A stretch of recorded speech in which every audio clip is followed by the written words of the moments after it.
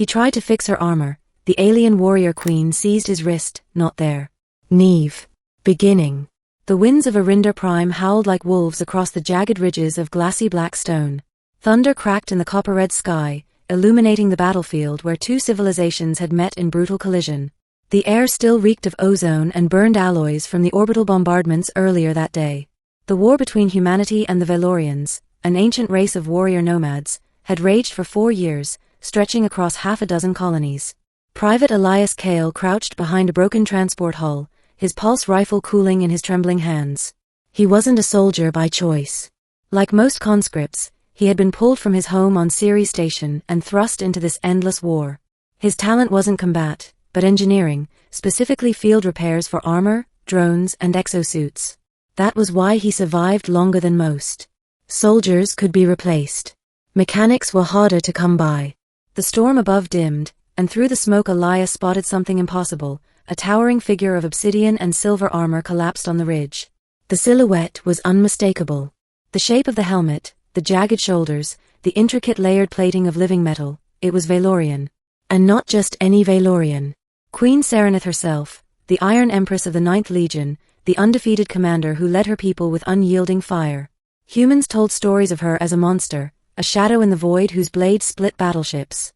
Children back home whispered her name as though it were death itself. And yet here she was, broken, bleeding, and alone. Elias swallowed hard, knowing he should run. Instead, his training as a fixer pulled him forward. Something in the angle of her armor caught his eye. One of the living plates was cracked, pulsating faintly, leaking a bioluminescent fluid. Armor like hers was symbiotic. Left unfixed, the organism inside would consume her body in a misguided attempt to heal. It was a death sentence. He crept forward, every step an argument between fear and compulsion. The Empress stirred. Her crimson eyes flickered open through the cracked visor. Her voice, hoarse yet commanding, reached him like thunder rolling low. "Human," she rasped. "Come no closer, or die." Elias froze. His instincts screamed to flee. But then her body spasmed, armor flaring with wild energy. He recognized it. The suit was failing, the power core destabilizing. If it overloaded, not only would she die, but the explosion would level half the ridge. "I can fix it," Elias said before his mind caught up with his tongue. "Your armor, I know what's happening. I've studied your kind's tech in captured units. I can stabilize it." Her eyes narrowed. She looked at him not as prey but with the faintest flicker of calculation. Slowly, painfully, she allowed her head to sink back. "Then fix, if you dare." Middle. Elias knelt beside her, tools trembling in his hands. He unlatched a cracked segment, but the alien metal resisted, flexing like muscle. He adjusted, carefully finding the seam. The interior hissed with glowing fluid.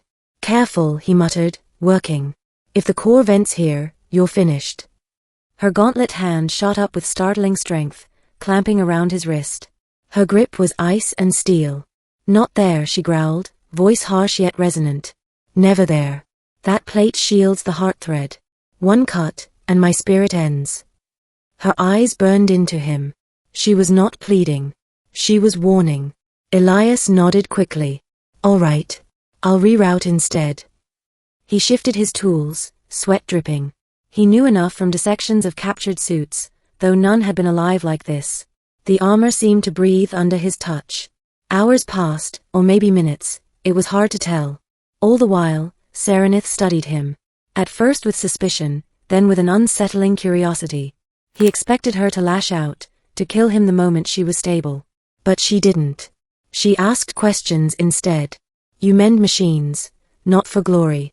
Why serve a people who fear you more than they value you?" "I don't have a choice," Elias answered, prying open a secondary vent. Sparks snapped across his visor. "Humans need bodies. I fix things. That makes me useful enough not to die." Her lips curved faintly, as if in bitter amusement. In Valorian law, the hand that heals is revered above the hand that kills. Strange that your kind chooses differently. Her voice faltered, and Elias realized how exhausted she was. The Empress, the galaxy's most feared warrior, was at her weakest, speaking to a human nobody in the wreckage of war. When he finally stabilized the core, the living metal quieted, its glow dimming to a steady rhythm. Serenith exhaled, a sound that was almost relief. You saved me, she said. And yet, you do not tremble as praise should. Oh, I'm trembling, Elias admitted, holding up his shaking hands. But fear doesn't fix armor. For the first time, she laughed. It was low and harsh, but it carried something dangerous, respect. They didn't part ways. Circumstance refused to allow it. Scouts from both sides combed the area. If they were found, neither human nor Valorian would spare them. Forced into uneasy alliance, Elias and Serenith moved together, hiding in shattered valleys, surviving off ration packs and whatever alien flora Elias dared to cook. Over days, a fragile bond formed. He patched her wounds with human Medigel. She taught him how to avoid the sky drones that hunted them.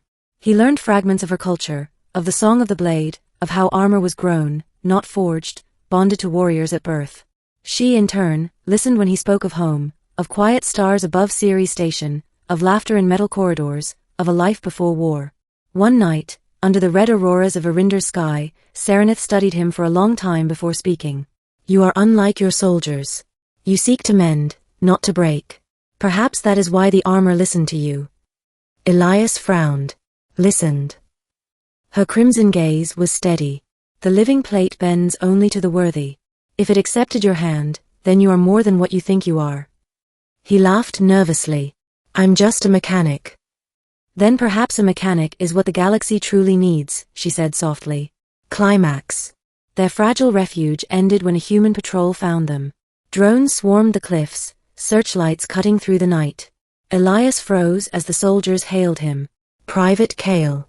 Step away from the hostel. We'll finish her. Serenith rose to her full height, weakened but defiant, blade humming in her gauntlet. Elias knew what would happen. She would fight, they would kill her, and he would return to the war like none of this mattered. But something inside him snapped. No. Elias shouted, stepping between them. She's not the monster they say she is. She's more human than half the officers back at command. The soldiers hesitated, shocked. Serenith's voice cut the air. Step aside, Elias. I will not let them slaughter you for my sake. He shook his head. I didn't fix your armor just to watch you die. If that makes me a traitor, so be it. Blaster fire roared. Serenith lunged, not at Elias, but in front of him, her armor intercepting the shots. The repaired plates flared brilliantly, deflecting energy like rippling water. Elias realized his work had not just saved her life, it had made her stronger. Together they fought. Elias rerouted power packs into jury-rigged explosives, scattering drones. Serenith's blade carved arcs of burning silver through the night. Against all odds, they drove the patrol back. When silence returned, both stood battered, breathing hard. Elias looked at her, and she at him, an unspoken truth passing between them. They were no longer enemies. Ending. Word spread quickly across battle lines. Stories of a human engineer standing beside the Valorian queen reached both armies. To some, he was a traitor. To others, a symbol. Whispers of truce began, not from generals, but from soldiers weary of endless war. Weeks later, in the ruins of Arinder's capital, a council was held.